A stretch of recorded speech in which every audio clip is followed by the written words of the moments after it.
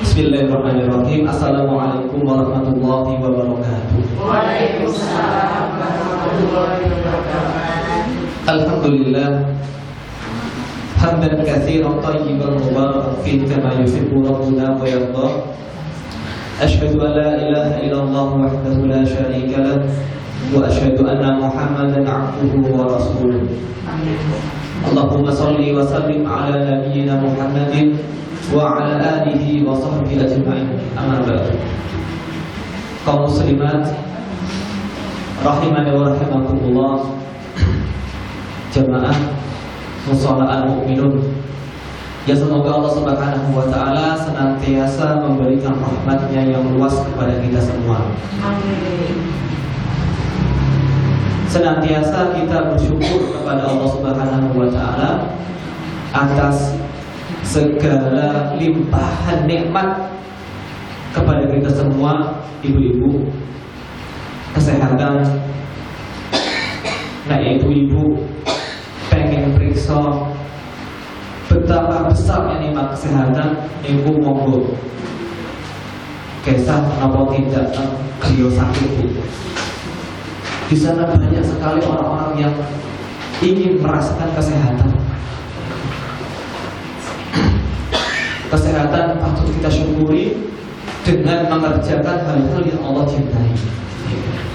Kemudian salawat dan salam semoga tercurah kepada baginda besar Nabi akhir zaman, yaitu Muhammad sallallahu alaihi wasallam, yang telah dengan penuh amanah menunaikan syariat dakwah ini, sehingga kita bisa duduk mengkaji agama Islam di tempat ini. Ibu-ibu, kaum muslimat rahimani wa rahimakumullah, insyaallah pengajian kita wonten saha niki meneruskan apa? Pembahasan tentang surat napa Bu? Sing wonten pengajian-pengajian yang telah berlalu itu apa? Kesupen nggih. Surat Luqman. Nggih, wasiat-wasiat nopo nasihat-nasihat Luqman kepada putranya. Sebelumnya, ibu-ibu sekalian, mentadabburi Al-Qur'an, mengetahui isi Al-Qur'an niku perkawis ingkang sangat dituntut teng agama Islam.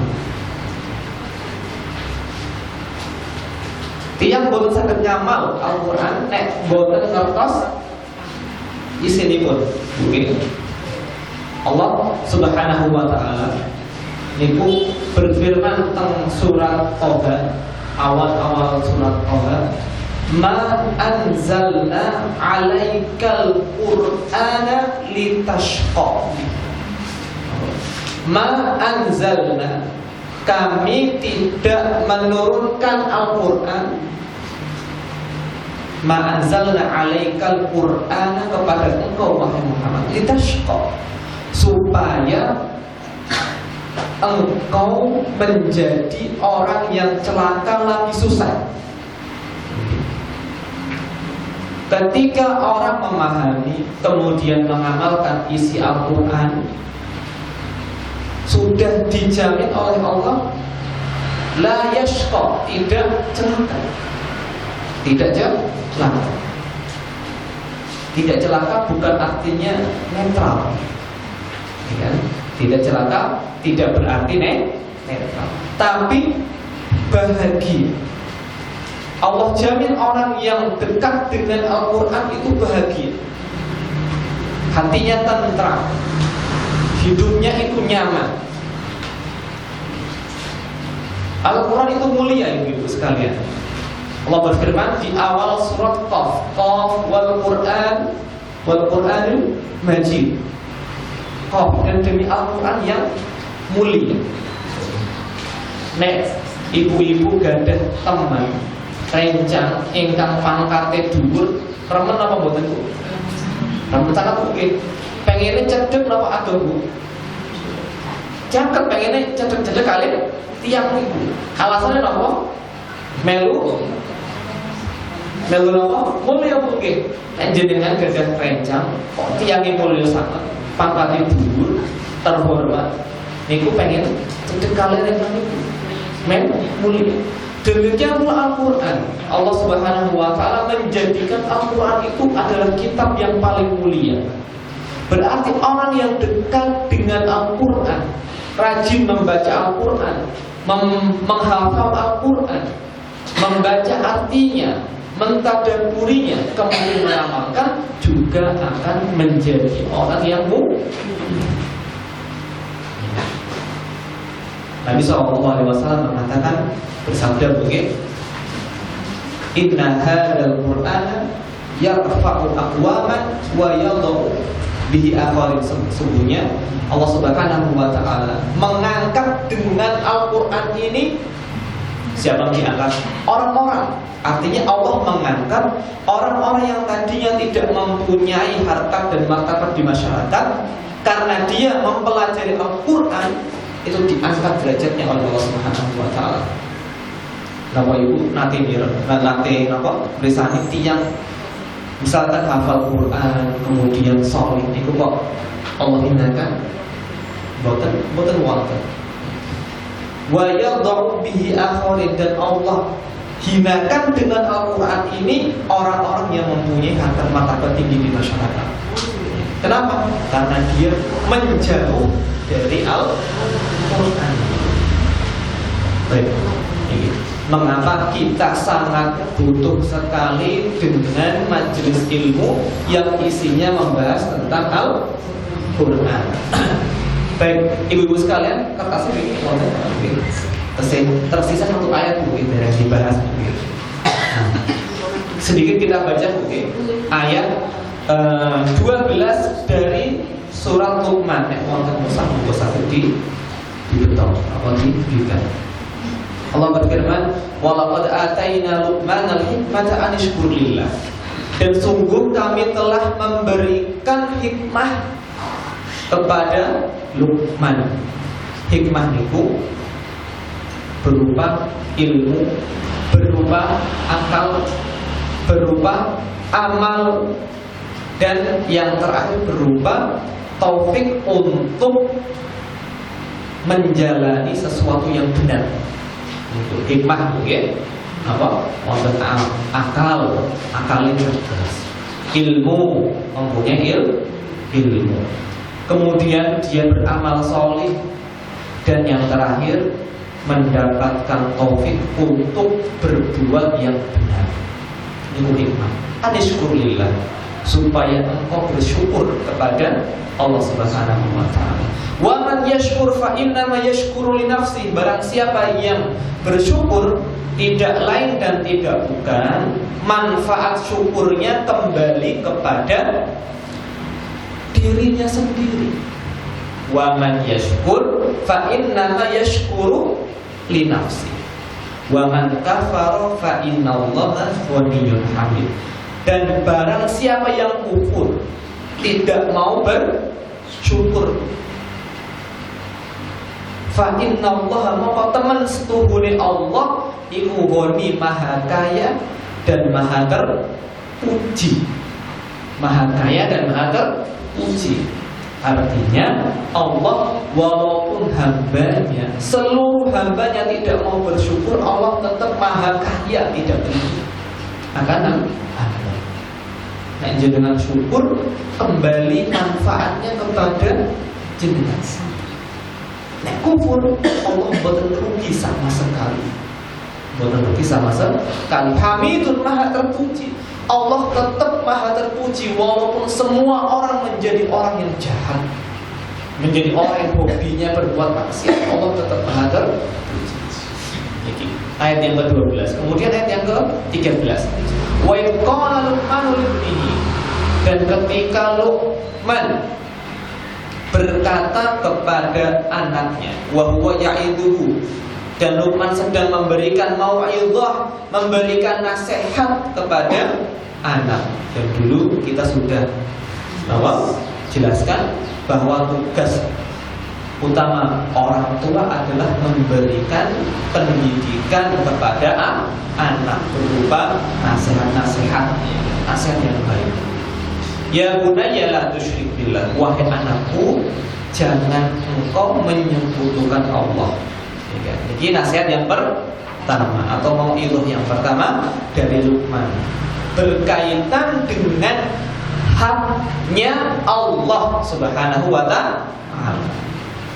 Hak Allah yang paling besar yang harus kita tunaikan adalah kita hanya beribadah kepada Allah.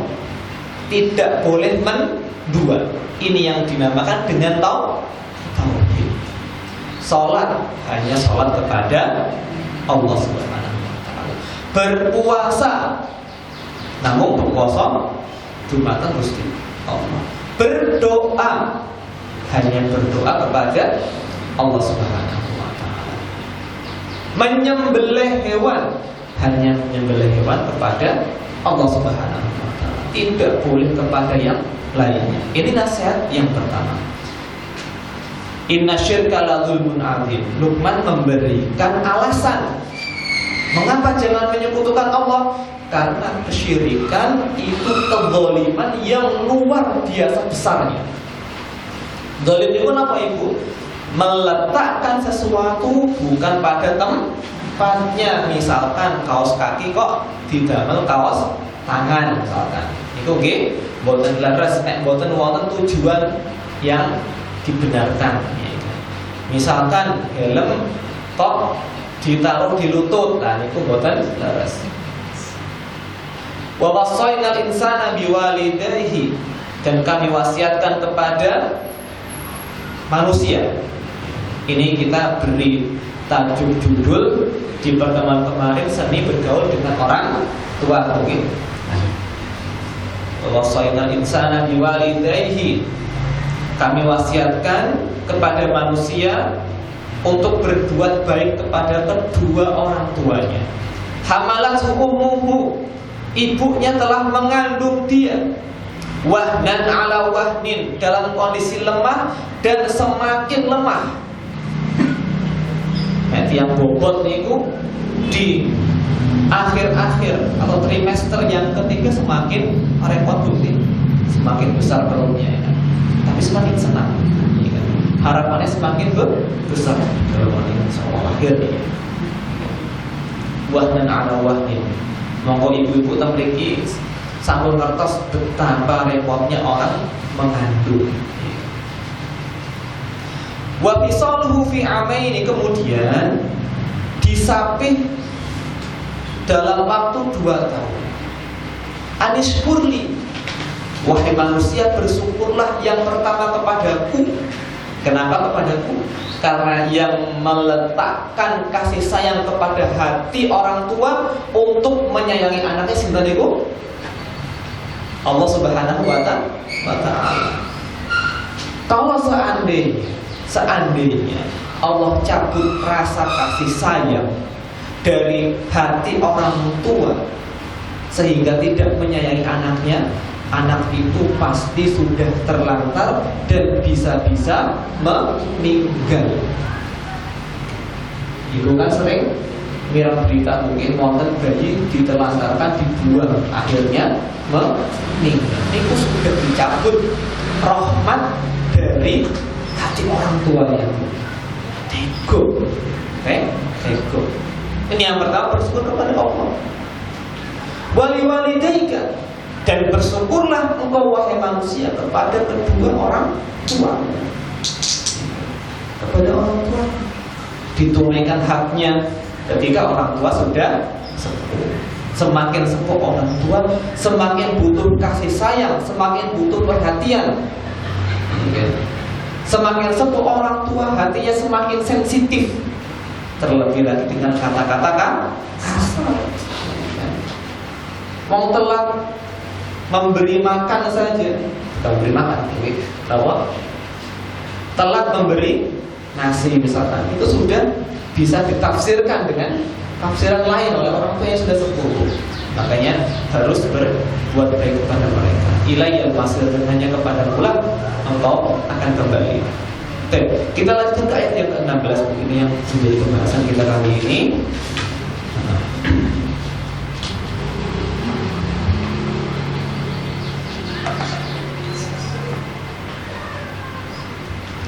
Judul kajian kita kali ini adalah menanamkan sifat muraqabah kepada anak. Menanamkan sifat muraqabah kepada anak. Allah berfirman dalam surat Luqman ayat yang ke-16, ya bunayya, wahai ger anakku. Niki panggilan ya bunayya, panggilan yang lembut sekali. Luqman itu bapak itu memanggil anaknya dengan panggilan yang lembut. Teng Al-Qur'an ibu sekalian, itu sampun diparingi contoh. Semua nabi kalau memanggil anaknya itu lembut sekali. Nabi Yakub memanggil putranya sinten Bu? Nabi Yusuf. Nabi Yusuf, ya bunayya, la taqsus ru'yaka ala ikhwatika, wahai ger anakku. Ger itu saya bahasa Jawa, oke? Panggilannya salah dulu. Jangan engkau ceritakan mimpimu kepada saudara-saudara. Ini Nabi Yusuf. Nabi Nuh alaihi salam memanggil putranya yang tidak mau beriman dan tidak mau ikut naik perahu dengan kata ya bunayya kamana, wahai anakku, ikut naik bersama kami. Ini artinya ibu-ibu sekalian, memang seharusnya ayah itu memberikan kalimat yang halus kepada anak. Walaupun tubuhnya kekar, walaupun di luar hidupnya keras, tapi kalau sudah ke anak, kalau ingin anaknya menghormati dan menyayangi orang tua, ya kan, harus memberikan kalimat-kalimat yang lembut. Itu sampun diajarkan secara gamblang oleh Al-Qur'an. Ya bunayya, innaha intaku misqala habbatin min khardalin. Jika ada sesuatu perbuatan seberat biji sawi, min khardalin, okay? Atau benda apapun yang paling kecil, min khardalin, fatakun fi sakhratin, dan berada di dalam batu. Biji sawi ada di dalam batu. Au fis samawati, ataupun ada di langit sana, di atas bumi, di langit. Au fil ardi, ataupun di dalam bumi. Ya'ti bihallahu, Allah akan mendatangkannya. Allah akan memberikan balasan perbuatan walaupun sekecil biji sawi. Ibu, kalau saya buang biji sawi teng lebet musola niki kan madosi saged mboten? Bukan tentang Jaborian, saya buang satu biji sawi tentang musola. Coba dipatosi, saya kan bukan sakit. Nek sakit gak kaca pembesar. Setiap sebelum ini Allah Subhanahu Wa Taala, karena Dia adalah Latif, Zat yang maha lembut, pengetahuannya sampai detail sekali. Satu biji sawi itu walaupun dilempar di atas langit sana, langit yang sangat luas sekali, ataupun di bumi, Allah mampu untuk menghadirkan perbuatan itu kemudian membalasnya. Ya'ti bihallah, innallaha latif, sungguhnya Allah maha halus, khabir, maha teliti. Niki Bu, Luqman memberikan nasihat, menanamkan sifat muraqabah. Muraqabah itu merasa diawasi oleh Allah Subhanahu wa Ta'ala. Merasa diawasi oleh Allah Subhanahu wa Ta'ala. Kita berlanjut ke pelajaran yang bisa kita ambil dari ayat yang kita baca ini. Ingat Mas tunggal, oke? Orang tua itu tidak bisa mengawasi anak selama 24 jam. Sakit boten Bu? Boten kan? Boten sakit ngawasi. Maka serahkan pengawasan mereka kepada Zat yang maha mengetahui dan tidak pernah tidur. Sinten Ibu? Allah Subhanahu wa ta'ala. Tanamkan akidah, tanamkan sikap bahwa Allah itu melihat semua apa yang dikerjakan oleh ya. Karena Allah maha melihat, Allah maha mengetahui. Niki memperingan tugas orang tua. Kalau seandainya orang tua itu sakit menanamkan sifat muraqabah. Misalkan, jangan terlalu sering mengucapkan nanti kalau kamu seperti ini bapakku marah. Ya kan? Itu bapak loh. Nanti kalau ibu tahu, awas kamu. Misalkan, terlalu sering tanpa melibatkan Allah Subhanahu wa ta'ala dalam pendidikan. Tanpa melibatkan Allah Subhanahu wa ta'ala dalam pendidikan. Hanya awas bapak tahu, awas ibu tahu. Sehingga kata-kata Allah itu tidak pernah terbesit dalam hati sang anak. Harusnya apa Ibu? Orang tua sering menanamkan, Allah tahu segala apa yang engkau lakukan. Walaupun ibu tidak tahu, bapak tidak tahu. Kamu di kamar dimatikan lampunya, kemudian dikunci, Allah tahu. Kamu main sejauh apapun itu, ayah tidak tahu, ibu tidak tahu, tapi Allah tahu. Ini sangat membantu sekali dalam pengawasan dan membangun karakter anak. Gitu. Sekarang anak-anak mereka nakal, mereka tidak menyenangkan hati orang tua karena ada kekurangan dalam masalah muraqabah.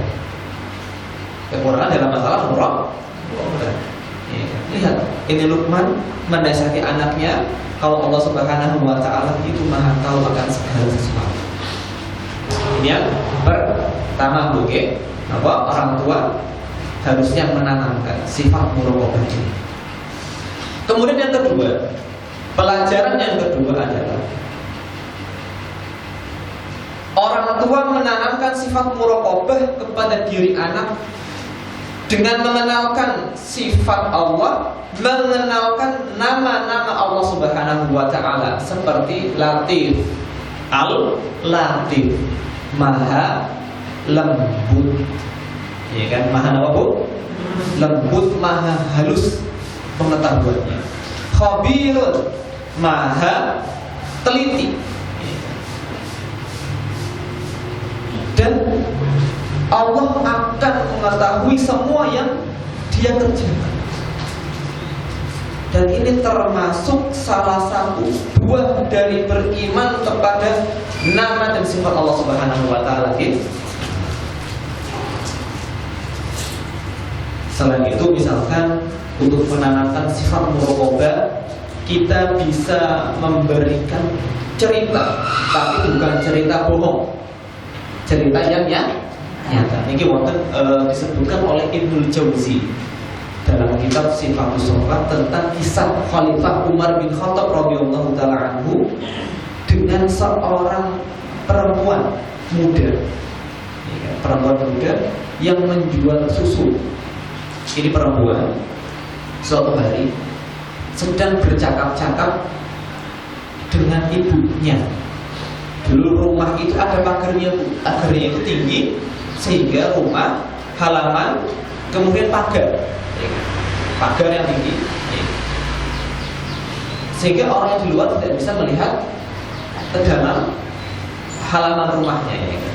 Ibu ini berbicara atau menyuruh anaknya, si penjual susu ini, dok, kue susunya dicampur kamu, banyunya tambah akeh, men untungnya berlipat-lipat.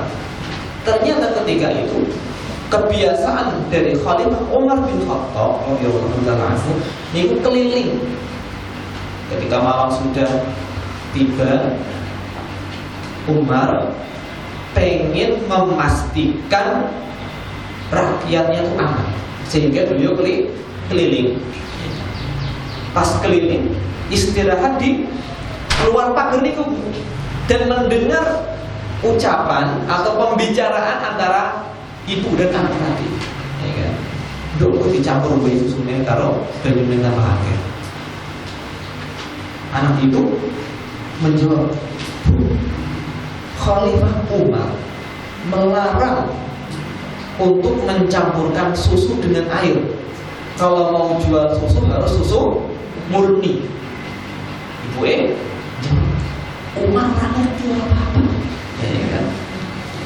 Umar tidak tahu, tidak masalah, ya kan? Kata anak itu, saya tidak mau taat kepadaku. Saya ketika Umar tahu saya taat, dan saya tidak mau untuk tidak taat walaupun Umar tidak tahu. Karena Rabbnya Umar, Tuhannya Umar itu tahu kalau seandainya saya tidak taat.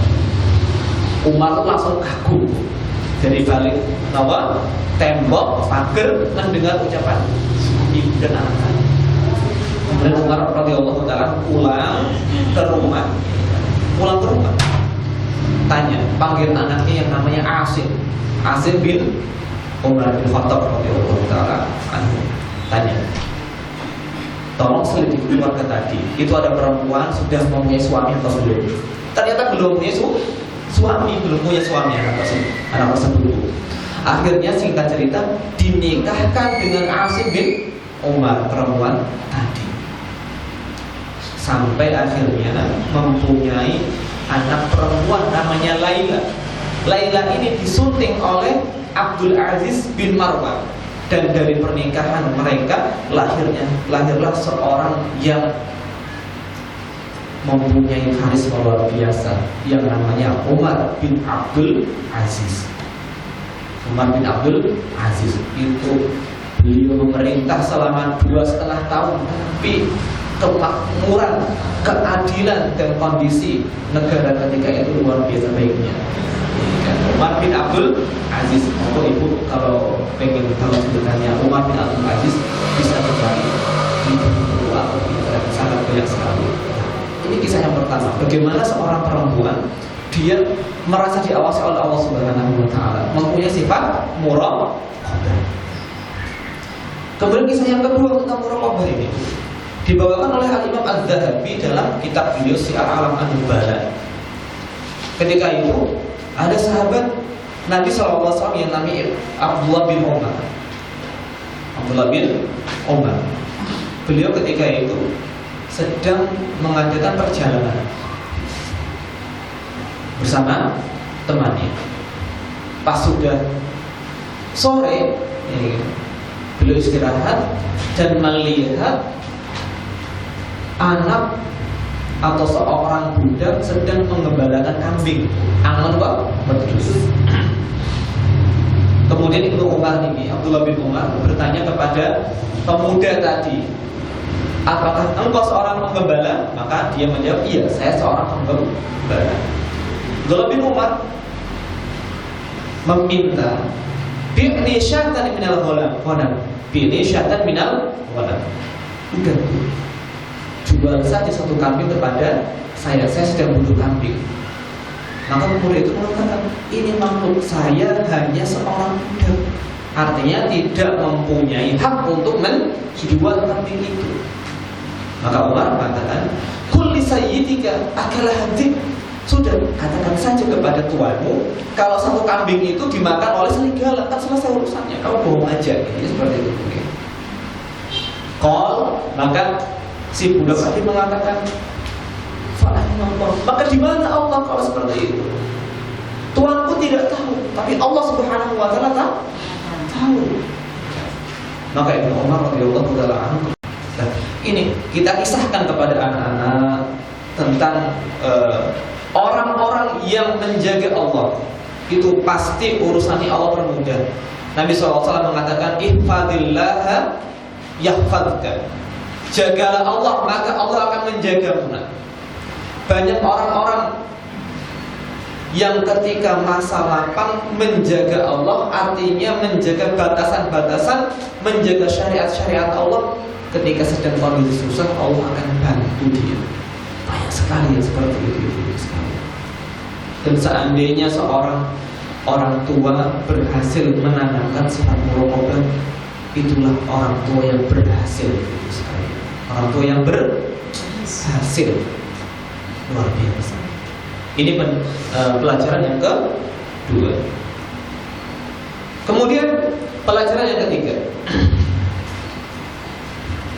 perhitungan amal di hari kiamat itu sangat detail sekali, Bu. Nah, perhitungan amal di hari kiamat itu sangat detail sekali. Sampai satu dzarrah pun niku dihitung. Satu dzarrah dihitung, oke. Niki wonten surat Al-Zalzalah. Insyaallah sampun sami hafal, oke. Faman ya'mal misqala dzarratin khairan yara. Wa man ya'mal misqala dzarratin syarran yara. Niki ayat harusnya kita masukkan ke dalam hati, jadikan akidah, jadikan keyakinan yang kokoh, ibu sekalian. Faman ya'mal, maka barang siapa yang beramal misqala dzarratin, seberat biji dzarrah, khairan, yang berupa kebaikan. Niki amalan-amalan kan sekarang tidak bisa terlihat, okay? Dan tidak bisa ditimbang. Jadi kan misalkan sedekah kepada anak yatim, bisa ditimbang apa bukan itu? Kan kalau saya ingin bukan sakit, karena amal sifatnya abstrak, oke? Nanti itu di akhirat oleh Allah Subhanahu wa Ta'ala dijadikan sesuatu yang konkret dan bisa ditimbang. Karena nanti di akhirat itu Allah Subhanahu wa Ta'ala akan meletakkan timbangan. Nanti kita akan sebutkan ayat dan suratnya. Barang siapa yang mengerjakan kebaikan walaupun sebesar biji zarrah, itu akan melihatnya. Melihat apa, Bu?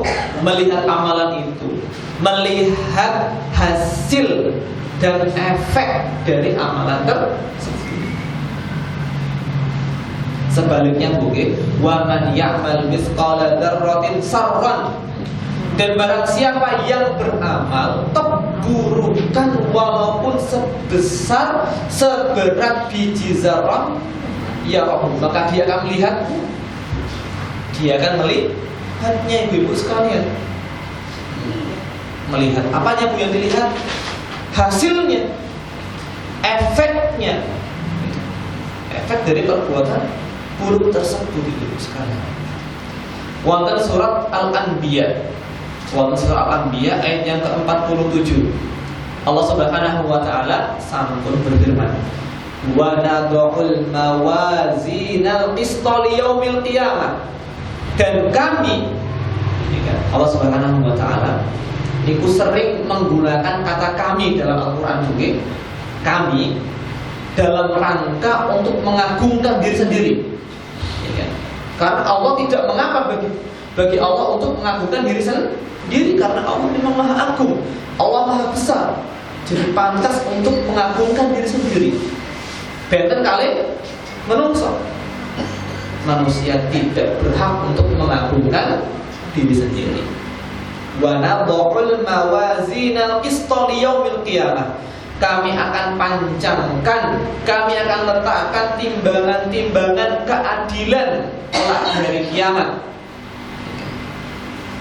Fala tudlamu nafsun syai'an, di hari tersebut satu orang pun tidak akan ada yang dizalimi.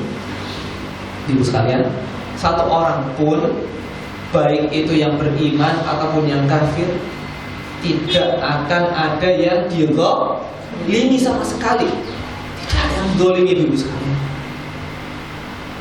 Wa in kana mithqala habbatin min khardalin ataina biha, walaupun amal yang dia kerjakan entah itu baik, entah itu buruk, ataina biha, kami akan datangkan amalan tersebut. Walaupun dia sudah berusaha untuk menyembunyikannya. Wa kafa bina hasibin, cukuplah kami yang akan menghisap, akan membuat perhitungan dengan orang tersebut. Ini luar biasa dulu sekalian. Sehingga ayat-ayat yang seperti ini, nasihat Luqman tadi, ibu-ibu sekalian, memberi manfaat pelajaran kepada kita. Jangan meremehkan perbuatan yang baik, walaupun itu ringan. Misalkan kalau melihat sesuatu yang mengganggu di jalan, itu disingkirkan. Bahkan dalam sebuah hadis Nabi SAW mengkabarkan wonten tiyang lebet swarga niku mung gara-gara menyingkirkan duri atau kayu yang malang di jalan. Tentu setelah orang itu beriman gitu ya. Nah, jangan beranggapan apapun agamanya kemudian dia menyingkirkan kayu kemudian dia masuk surga. Tidak, syaratnya harus beriman terlebih dahulu. Itu syarat mutlak. Artinya orang tersebut mempunyai amalan yang dianggap kecil oleh orang lain, ternyata efeknya besar. Efeknya besar. Fasyakarallahu lahu.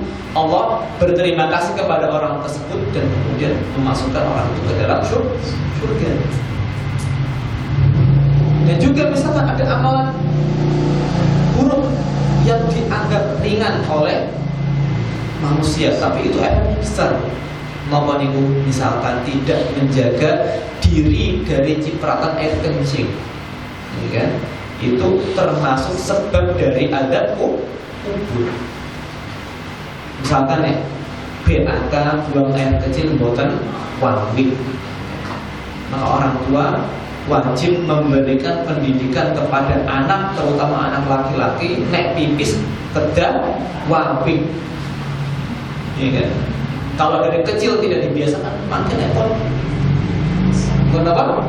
Pun dewasa terbiasa kalau pipis buatan apa? Itu sebab ada dilihat remeh, tapi oleh Allah Subhanahu wa Ta'ala dinilai besar. Ya. Sekali lagi pelajarannya, kita tidak boleh meremehkan amalan walaupun yang kecil, karena Allah lah yang menilai. Kita tidak usah menunggu pandangannya manusia, penilaiannya manusia. Terserah manusia atau tiang lihat atau tidak lihat, itu tidak peduli. Yang penting Allah melihat, Allah tahu. Orang melihat itu tidak memberikan efek apa-apa itu sekali. Ya. Jadi dengan sodakoh, ada orang tahu dengan orang tidak tahu, tidak pengaruh. Yang penting Allah yang mengetahui. Baik, ini pelajaran yang pertama. Kemudian pelajaran yang nomor 4 itu sekalian, makna nama Allah Subhanahu wa Ta'ala Al-Latif. Al-Latif, yaitu mengetahui sesuatu dengan sangat detail. Kalau orang itu mengetahui sesuatu tapi tidak detail, ya kan? Orang mengetahui sesuatu tapi tidak detail. Kalau Allah Subhanahu wa Ta'ala ini detail. Ini makna yang pertama. Ada juga para ulama yang menjelaskan, kalau makna dari nama Allah Al-Latif adalah Allah yang mengatur hambanya untuk mendapatkan kebaikan dari arah yang tidak ia sadari. Contohnya misalnya ibu sekalian, dalam Al-Quran Allah menceritakan satu nabi dengan lengkap dalam satu surat, namanya pun surat Yusuf. Okay? Dalam surat Yusuf ayat yang ke-100 Allah berfirman, wa rafa'a abawaihi 'alal 'arsy wa kharru lahu sujada. Dan Nabi Yusuf di akhir kisah ini, di akhir kisah itu mengangkat kedua orang tuanya di atas singgasana, kemudian mereka anak-anaknya sinten Nabi Yakub, okay? Karena orang tua Nabi Yusuf dan Nabi Yakub alaihi salam. Wa qala, sebelumnya setelah diangkat, karena Nabi Yusuf alaihi salam dulu pernah bermimpi melihat 11 bintang, matahari dan rembulan sujud kepada beliau. Wa qala ya abati hadza ta'wilu ru'yaya min qablu qad ja'alaha rabbi haqqan. Wahai ayahku, wahai ayahandaku, inilah takwil mimpiku, tafsir mimpiku yang dulu dan sekarang sudah Allah jadikan sebuah kenyataan ayat. Semua sujud kepada Nabi Yusuf alaihissalam. Wa qad ahsana bi id akhrajani minas sijni wa ja'a bikum minal badwi. Dan sungguh Rabbku telah berbuat baik kepadaku ketika mengeluarkan aku dari penjara. Wa ja'a bikum minal badwi, dan mendatangkan kalian semua dari pedesaan yang sangat dalam sekali menuju ke negeri Mesir. Mungkin. Nah, ini dengan Nabi Musa kisahnya Nabi Yusuf seperti itu. Dan di akhir ayat Nabi Yusuf mengatakan inna rabbi latifun lima yasha. Sesungguhnya Rabbku itu maha lembut terhadap apa yang Dia kehendaki. Allah Subhanahu wa ta'ala menginginkan Nabi Yusuf untuk mengurus kota Mesir atau negeri Mesir, bukan? Tapi itu didahului dengan mukadimah yang sangat panjang sekali. Walaupun Nabi Yusuf tidak senang, Nabi Yakub tidak senang, tapi Allah menginginkan pada akhir cerita, akhir kisahnya beliau alaihissalam supaya menjadi pengurus harta perbendaharaan di kota Mesir. Pertama dipisahkan dari Nabi Yakub, ya, Nabi Yusuf dipisahkan oleh saudara-saudaranya dari Nabi Yakub dengan dimasukkan ke dalam sumur. Ini pun disenangi sama boten mungkin. Nabi Yakub sangat sedih sekali dengan berpisah dengan Nabi Yusuf. Nabi Yusuf juga sangat sedih sekali karena berpisah dengan ayahanda yang sangat dicintai, yaitu Nabi Yakub. Setelah itu dibawa ke kota Mesir oleh para pedagang yang sebelumnya dijual terlebih dahulu oleh kakak-kakak sendiri. Ini budak saya, ini budak kami jual kepada kalian. Dibawa ke kota Mesir, dijual sebagai budak. Setelah itu dipelihara, dirawat oleh istri dari Perdana Menteri Mesir.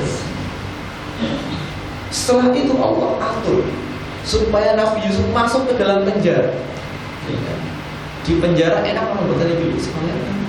Buatan Bu. Dan di penjaranya bertahun-tahun lamanya, bukan sehari dua hari. Tujuannya untuk apa? Supaya Nabi Yusuf alaihissalam akhirnya berakhir manis. Itulah Allah Subhanahu wa ta'ala ketika mengatur hambanya. Allah punya aturan yang lembut yang kita tidak sadari. Dan ini kalau kita sudah berumur, insya Allah sudah tahu bagaimana Allah mengatur. Misalkan, oh alhamdulillah dia itu kuliah neng kampus ini. Kalau seandainya jadi dia tidak tahu jadi apa. Dulu saya misalkan dulu milih kampus A, ternyata yang jadi adalah kampus B. Nah, seperti itu. Itu pengaturan Allah Subhanahu wa ta'ala.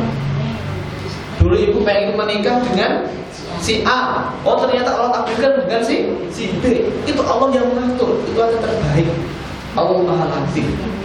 Maha Latif. Ini.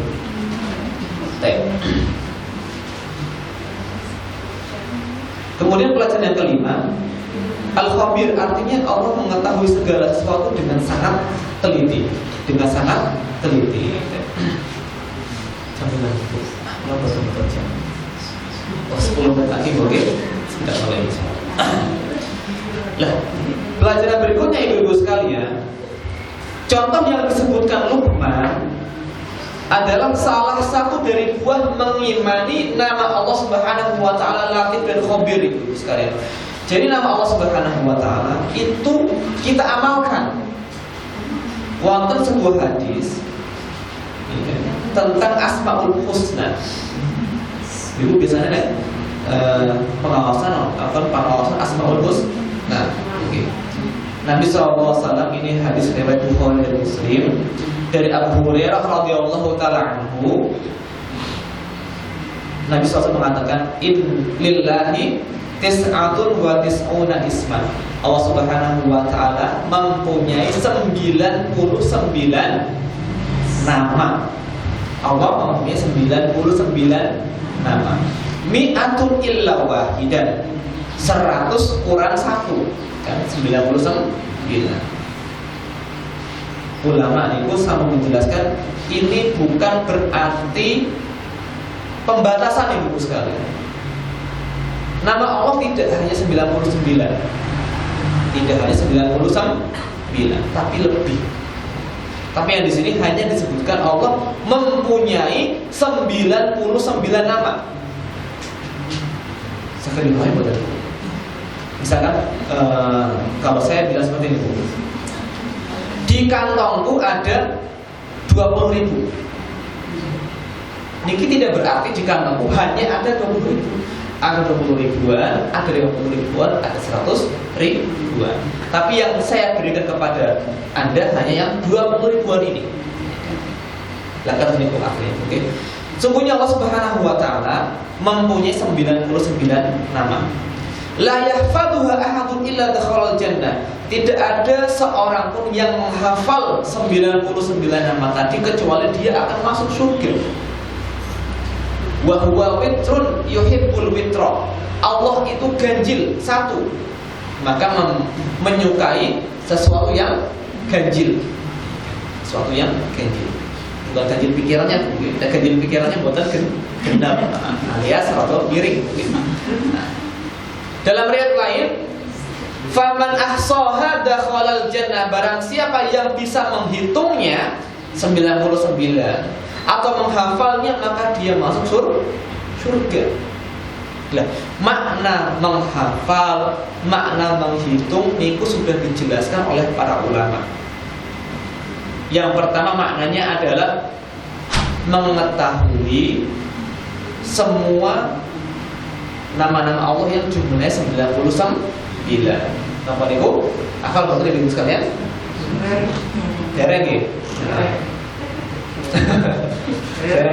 Ar-Rahman, Ar-Rahim, Al-Aziz, Al-Malik, Al-Qudus, seterusnya sampai 99.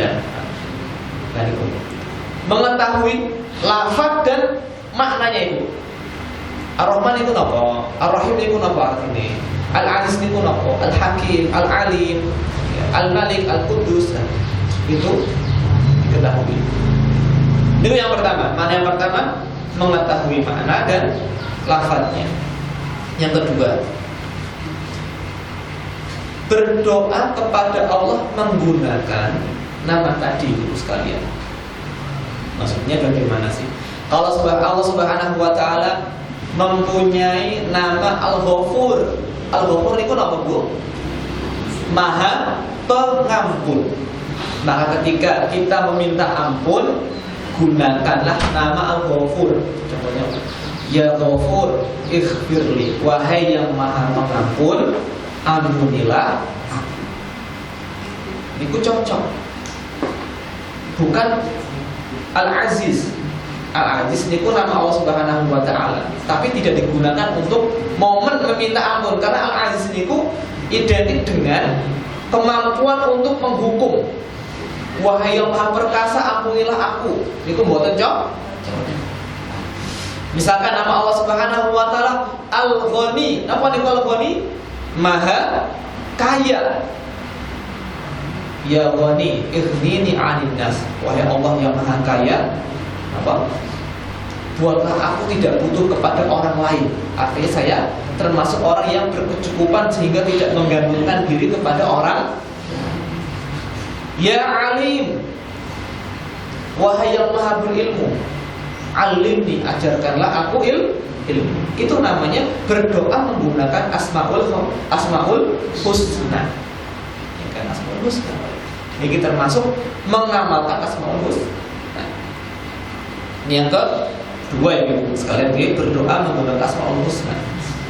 Yang ketiga, Ibu sekalian, makna dari menghafal dan menghitung 99-an Allah Subhanahu wa taala adalah kita beribadah kepada Allah Subhanahu wa taala dengan Asmaul Husna tadi. Misalkan Allah Subhanahu wa taala adalah Rahim, Rahman, Maha Pengasih. Maha Pengasih. Sehingga apapun yang Allah berikan kepada kita itu adalah bentuk rahmat Allah kepada kita semua. Itulah bentuk kasih sayang Allah kepada kita. Tidak boleh kita kok mendahului takdir dengan misalnya diberi penyakit yang berkepanjangan. Alhamdulillah kita semoga Allah tidak menguji kita dengan seperti itu. Kita mendahului Allah Subhanahu wa taala dengan membunuh diri sendiri. Allah saja Maha Pengasih, kenapa kita tidak mengasihi diri sendiri? Dan ini membuat kita husnudzon dengan Allah Subhanahu wa taala. Apapun yang Allah berikan kepada kita itu yang terbaik. Selama apa ibu sekalian, selama kita sudah berusaha yang terbaik, sudah berdoa yang terbaik, kemudian Allah berikan sesuatu hasil, itulah yang Allah inginkan. Nah, kemudian misalkan kita beriman dan kita mengamalkan nama Allah As-Sami'. As-Sami' itu artinya apa, Bu? Maha mendengar. Setiap apa yang kita ucapkan itu didengar oleh Allah Subhanahu wa taala. Timbul rasa malu kalau mengucapkan sesuatu yang tidak Allah sukai. Timbul rasa takut kalau mengucapkan sesuatu yang Allah Nama Allah Subhanahu wa taala Al-Basir, Maha melihat. Sehingga kita timbul rasa malu ketika melakukan sesuatu yang tidak Allah sukai. Timbul rasa takut ketika kita mengerjakan apa yang tidak Allah sukai. Itulah beribadah, itulah mengamalkan Asmaul Husna. Seperti itu. Nah, ini semua pelajaran dari ayat yang keberapa ibu sekalian? Ke-16. Ya bunayya innaha in taku misqala habbatin min khardalin fatakun fi sakhratin aw fis samawati aw fil ardi ya'ti biha Allah innallaha latifun khabir. Wallahu ta'ala a'lam bissawab. Monggo ibu kalau ada yang ditanyakan silakan.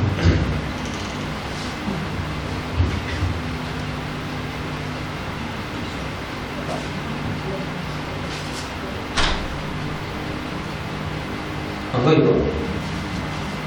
Bagaimana? Adi apa itu?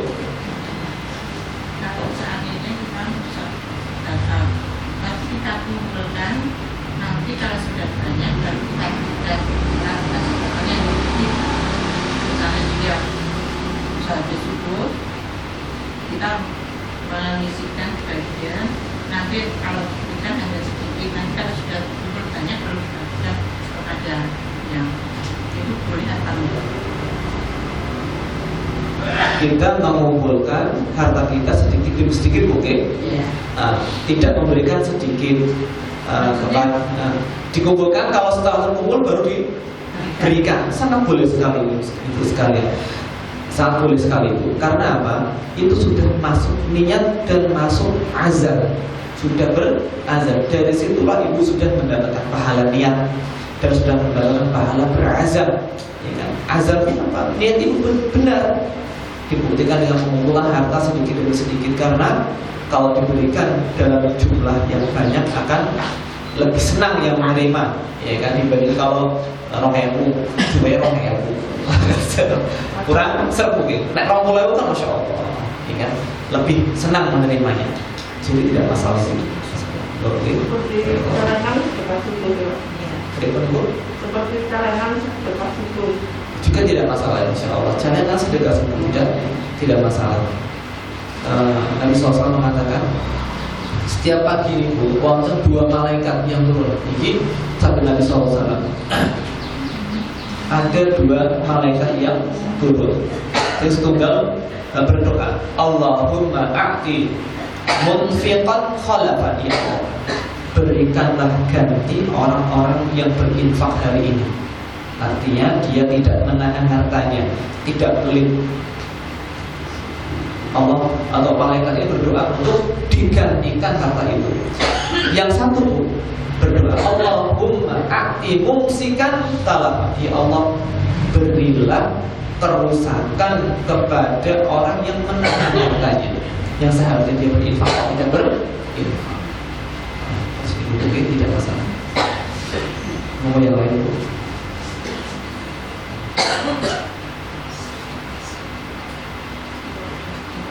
Afwan itu berhubungan saya mungkin pengawasan kita kali ini kurang lebihnya mohon maaf kalau ada sesuatu yang salah itu murni dari saya pribadi. Kalau ada yang benar dari Allah Subhanahu wa Ta'ala, kalau ada penyampaian yang kurang pas, kata-kata yang menyinggung, mohon dibukakan pintu maaf sebesar dengan saya akhiri dengan membaca doa kafaratul majlis. Subhanallah wa bihamdika asyhadu an la ilaha illa anta astaghfiruka wa atubu ilaik. Wassalamualaikum warahmatullahi wabarakatuh.